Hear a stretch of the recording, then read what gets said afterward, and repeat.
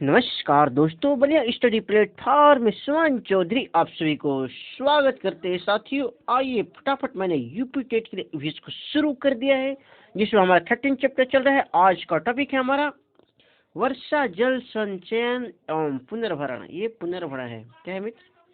पुनर्भरण लिख लेंगे आप, पुनर्भरण। ओके,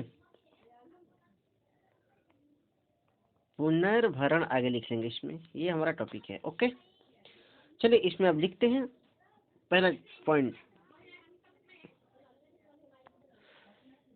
उस पॉइंट को देखने से पहले एक छोटा सा स्लाइड देखते हैं मित्रों। सबसे पहले हम समझेंगे पृथ्वी पर संपूर्ण जल की स्थिति कितना है मित्रों। पृथ्वी पर संपूर्ण जल की स्थिति, ये पृथ्वी आप मान सकते हैं कि ये संपूर्ण जल की स्थिति कितना है, 97%, यानी 97% क्या है, संपूर्ण जल की स्थिति है। आप इससे पूर्णतः याद रखेंगे, इंपॉर्टेंट टॉपिक चल रहा है मित्रों। अशुद्ध जल, देखिए ये जो पृथ्वी मैंने आपको दिखाया ना, ये जो शुद्ध जल खाली भाग जो दिख रहा है ना, ये क्या है, शुद्ध जल 3%। कितना है मित्र? 3% यानी 3% है।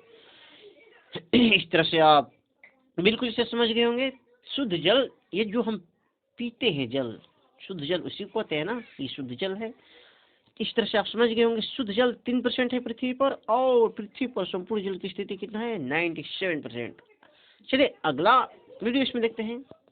इसमें क्या कह रहे हैं मित्रों, पृथ्वी पर संपूर्ण शुद्ध जल का स्रोत, ये तो हमारा संपूर्ण जल के स्रोत, यानी इसमें संपूर्ण जल में कौन कौन से जल है इसके बारे में समझ लेना है। इसमें कहाँ कहाँ से जल आए हैं सबको तो समझना पड़ेगा ना मित्रों, बिल्कुल समझना पड़ेगा। तो आप सबसे पहले यहां से देखते हैं हम, 11% भूजल 800 मीटर के नीचे है। ये क्या कह रहे हैं जी, 800 मीटर के नीचे, यानी पृथ्वी ये जो है ना, इसके नीचे 800 मीटर के नीचे कितना भूजल है, 11% है। आप इसे बिल्कुल याद रखेंगे मित्रों, इंपॉर्टेंट टॉपिक है आपके लिए। कितना जल है 800 मीटर के नीचे, कितना परसेंट जल है, 11%। मित्रों ध्यान देंगे, कितना परसेंट, 11%। ओके, बार बार कहने का मतलब कि एक बार सुनकर अगर याद नहीं होता है तो पुनः आप सुनकर याद कर लेंगे।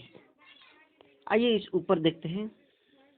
ये जो भाग दिख रहा है, इस भाग को मैंने आपको बता दिया कितना है, 11% भूजल पृथ्वी के, भूजल के नीचे, भूजल पृथ्वी के जल के नीचे, ये बता रहे हैं। अगला क्या है, भूजल 800 मीटर 11% भूजल। ये देखिए भूमि के ऊपर जो जल है, ये भूमि के अंदर की बात कर रहा था, भूमि के ऊपर कितना है जी, 800 मीटर 11% है। इसमें क्या करें, 1% झीलों और नदियों का पानी मिलता है। हम याद रखेंगे मित्रों, झीलों और नदियों का पानी जो मिलता है हमें, वो कितना प्रतिशत है, 1%, 1%, याद रखेंगे। ओके, अगला देखते हैं। ग्लेशियर से जो हमें जल निकलता है, ग्लेशियर से जो जल हमें प्राप्त होता है मित्र, उसे क्या कहते हैं, हिमनद जो होता है ग्लेशियर से, 77%। इम्पोर्टेंट टॉपिक, एक टॉपिक इम्पोर्टेंट आपके लिए है एग्जाम को फाइट करने के लिए। ग्लेशियर से 77% जल हमें प्राप्त होता है। सॉरी आगे देखते हैं। मीठा पानी, कितना मीठा पानी कितना हमें प्राप्त होता है मित्रों, 3%। ओके, मैंने यहाँ भी आपको बताया था 3% शुद्ध जल वही है। मीठा पानी कितना प्रतिशत है, 3% है। इस तरह आप समझ गए होंगे। क्या समझ गए होंगे मित्रों, ये जो भाग आपको दिख रहे हैं इधर दाहिने, क्या है, पृथ्वी पर संपूर्ण जल के स्रोत के बारे में आप पूर्ण समझ गए। और इधर पृथ्वी पर संपूर्ण जल की स्थिति और स्रोत, शुद्ध जल के स्रोत समझ गए ना मित्रों। चलिए अगला टॉपिक देखते हैं, लिखेंगे इसमें मित्र। पहला,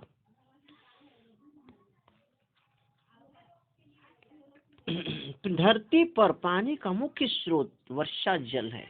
मित्रों याद रखेंगे, वर्षा जल जो है ये मुख्य रूप से क्या है जी, पानी का स्रोत है। ओके, ये NCERT और HCERT कंसेप्ट पर चैप्टर 7 और 8 का निचोड़ में आपको, और 6 का निचोड़ आपको दे रहा हूं मित्रों। अगला, पुनर्भरण। पिट गड्ढा छत से प्राप्त वर्षा का संचयन को कहते हैं। देखिए क्या कह रहा है जी, पुनर्भरण किसे कहते हैं, ये तो हमें समझना पड़ेगा ना। पुनर्भरण किससे करते हैं, तो पीट या गड्ढा छत के ऊपर जो पानी वर्षा का प्राप्त होता है उसी को तो पुनर्भरण कहते हैं, पिट कहते हैं। ओके आगे चलते हैं। मनुष्य जल के बिना, क्या कहा जी, मनुष्य हम लोग जो है मित्रों जल के बिना 6 दिन तक जिंदा रह सकते हैं। मनुष्य यानी 6 दिन तक जिंदा रह सकता है। एक कहने का मतलब है कोई भी मनुष्य नॉर्मली तौर पे 6 दिन तक उसको जल नहीं मिलता है तो क्या होता है, जिंदा रह सकता है। उसके बाद अगला टॉपिक देखते हैं। जल 5% कमी होने पर, यानी मनुष्य को जल अगर 5% की कमी हो जाता है तो त्वचा सिकुड़ने लगता है।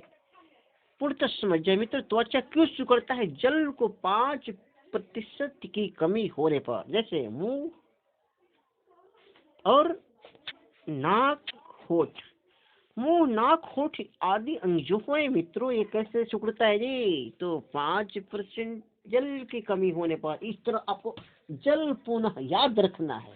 जल क्या करना है, पुनः जल को आप 5% की कमी नहीं रखेंगे। क्वेश्चन आप स्क्रीनशॉट ले सकते हैं या लिख लिए होंगे। चलिए अगले स्लाइड पे चलते हैं मित्रों। इसमें समझेंगे, क्या समझेंगे, जल 15% की कमी होने पर। अब देखिए 5% की कमी होने पर त्वचा सिकुड़ता है, नाक होठ मैंने बताया, और 15% की कमी होने पर मृत्यु हो जाती है। मित्रों ध्यान देंगे, वेरी इंपॉर्टेंट अभी। अगर मनुष्य को 15% की कमी हो जाता है पानी, तो वह व्यक्ति स्वतः मर जाता है, याद रखेंगे। ओके चलिए अगला टॉपिक देखते हैं।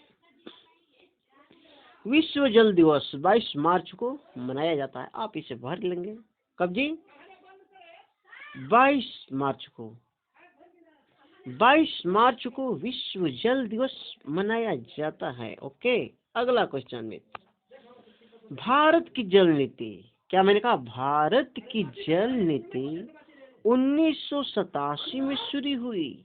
देखिए मित्रों क्या कहा, भारत की जो जल नीति है कब शुरू हुआ मित्रों, 1987 में शुरू हुआ, लेकिन इसको 2002 में लागू किया गया। कब लागू किया गया जी, 2002 में लागू किया गया है, ध्यान रखेंगे।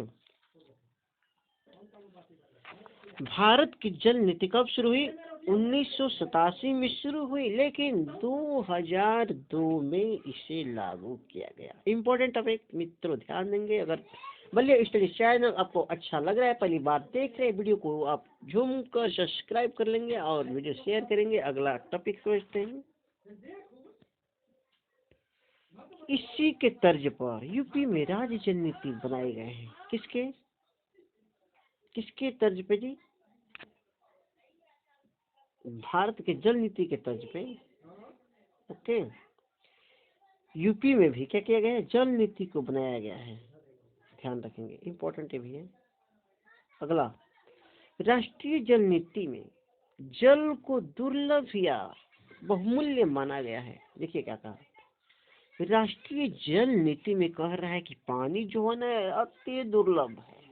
कितना है, दुर्लभ है, यानी ना मिलने योग्य है, इसलिए इसे बहुत ही इम्पोर्टेंट माना गया है। पानी हमारे जीवन के लिए बहुत ही आवश्यक है। पानी को उतना ही आप प्रयोग करें जितना आपके काम में आ सके।